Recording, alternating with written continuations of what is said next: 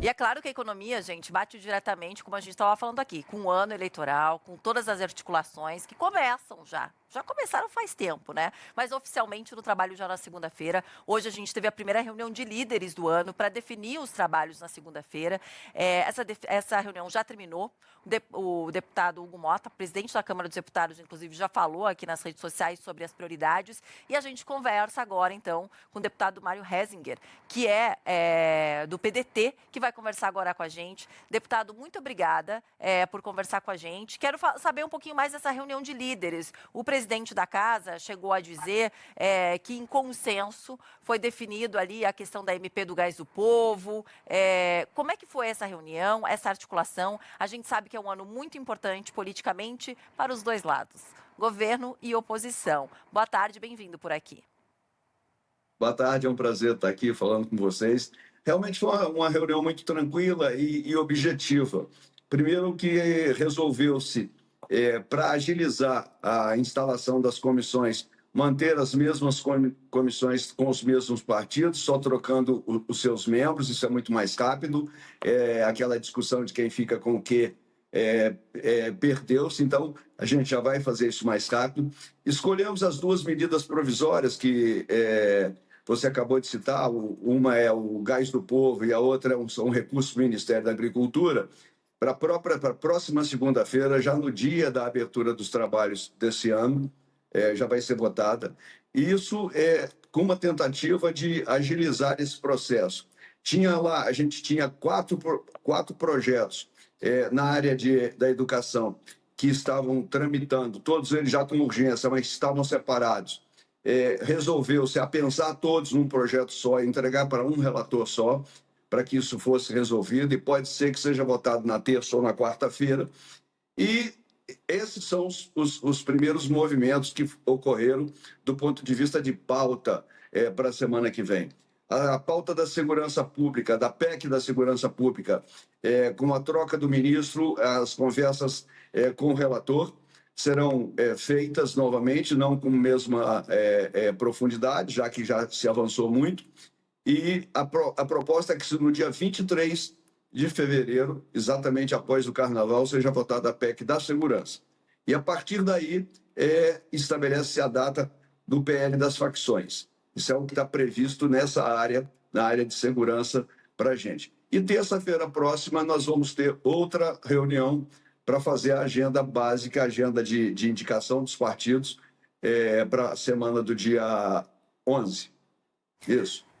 Agora, deputado, o senhor não acha que a gente está falando tanto de criminalidade no país? A gente sabe que o ano passado a Operação do Rio de Janeiro acabou dando um pontapé a mais para as medidas provisórias e PECs, inclusive, que tem a respeito de facções e de criminalidade aí andando em Brasília. Não era um momento de priorizar a população não aguentando mais lidar com essa insegurança, da forma como está lidando com a insegurança? Ontem mesmo a gente mostrou aqui o caso do cão-orelha, ou seja, tem uma discussão que, se eu não me engano, é na PL, não me lembro qual é, se é o projeto de lei, se é PEC, se é MP, uma dessas de criminalidade está se colocando, inclusive, um referendo da discussão da maioridade, já que a gente está falando de 4 menores de idade naquele caso. A gente teve, na semana passada, que a gente mostrou o caso da jornalista Maria Prata, como tantas outras, que simplesmente estava caminhando aqui em São Paulo, sua filha de 5 anos, arma na cabeça, a gente não pode sair com uma aliança no dedo, enfim. Isso está assustando a população, está deixando a população presa e os bandidos soltos. Não era o momento de priorizar esse tipo de pauta, porque obviamente que a gente sabe que é o ano eleitoral, o governo gosta também de pautas sociais, e todos vocês, afinal de contas, a gente sabe toda a necessidade que o Brasil tem com as diferenças sociais. Mas não era o momento de priorizar a questão da segurança, que independe da classe social? Estão todos eles inseguros no país? Eu não tenho dúvida nenhuma, você está certíssima. A segurança hoje é o principal problema que nós temos que resolver no país. O país perdeu o controle, as facções criminosas, as organizações criminosas estão tomando conta, perderam o medo, estão seguras do que fazer, e nós precisamos de atuar nisso ligeiramente. Mas toda vez que a gente vai discutir um assunto desse no plenário, ou numa comissão, tem sempre as pessoas que colocam um quê a mais, uma discussão a mais, e que acaba resultando em atraso de tempo. Nesse caso específico da PEC da segurança, a dificuldade veio ocorrendo de algum tempo. Essa PEC já foi editada, essa PEC já foi editada, a proposta, se eu não me engano, em abril ou maio do ano passado, e até agora não saiu. Precisou, inclusive, ocorrer aquela violência lá no Rio de Janeiro para que as pessoas despertassem que a necessidade de tratar a segurança, com mais dureza, inclusive, precisasse ser feito. E a integração das polícias, a integração nacional das informações é de fundamental importância. Então, você tem razão, nós estamos perdendo tempo, sim. Já éramos para ter feito, já éramos para estar com isso votado.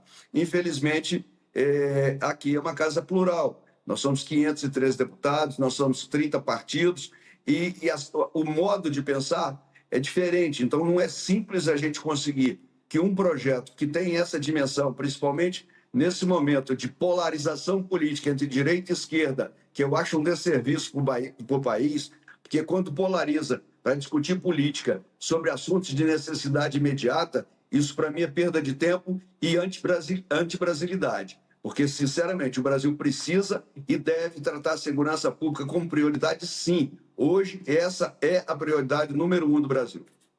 Deputado, vou aproveitar que o senhor falou da polarização, né?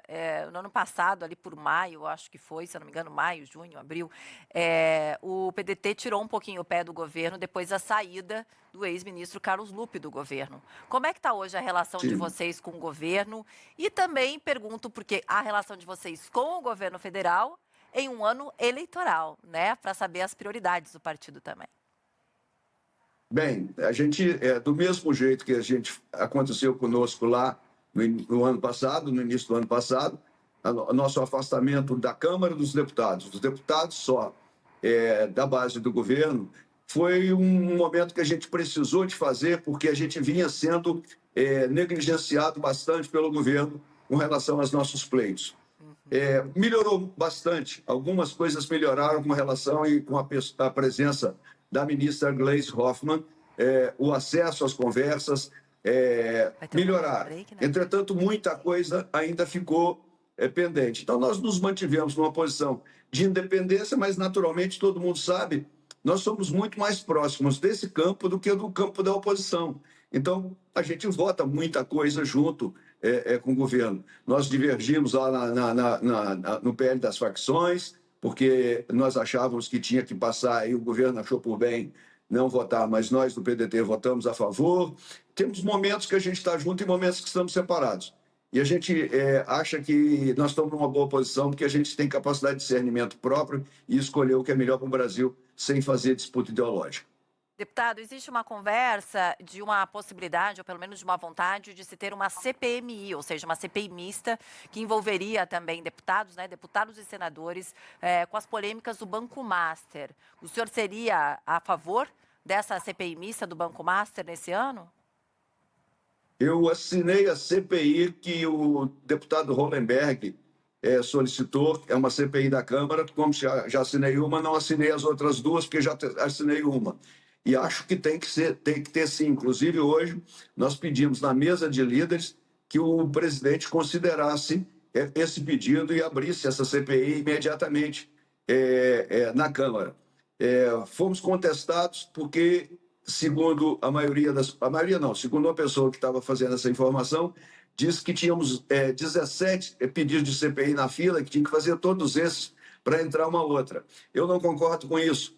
Muitos desses pedidos de CPI que foram feitos no passado são extemporâneos, já perderam objeto. E isso pode ser uma decisão única e discricionária do presidente. O presidente pode dizer, isso perdeu objetos, isso aqui não é mais assim, e isso aqui já foi esclarecido, e limpar essa fila para que a gente possa ter as CPIs, que a gente só pode ter instaladas ao mesmo tempo 5 CPIs. Se ele pelo menos conseguisse trazer esse pedido para 5 ainda viáveis ou exigíveis como CPI, talvez a gente já conseguisse fazer essa CPI na Câmara. Mas eu não tenho dúvida nenhuma, a CPI do Banco Master precisa existir, tem que existir, porque esse escândalo do Banco Master está permeando todo o sistema político político do Legislativo, do Judiciário, do governo, do Executivo. É muita gente citada, é muita coisa citada, e isso não pode ficar sem a devida apuração.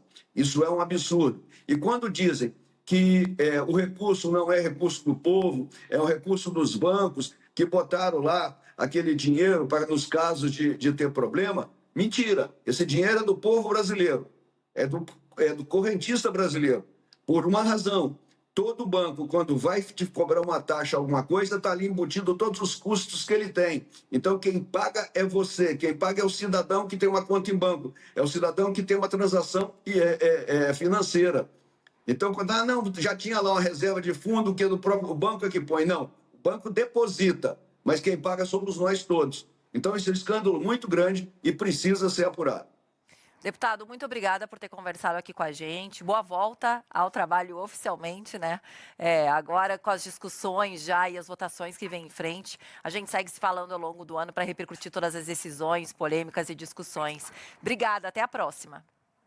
Tá bom, foi um prazer, obrigado. Bom trabalho.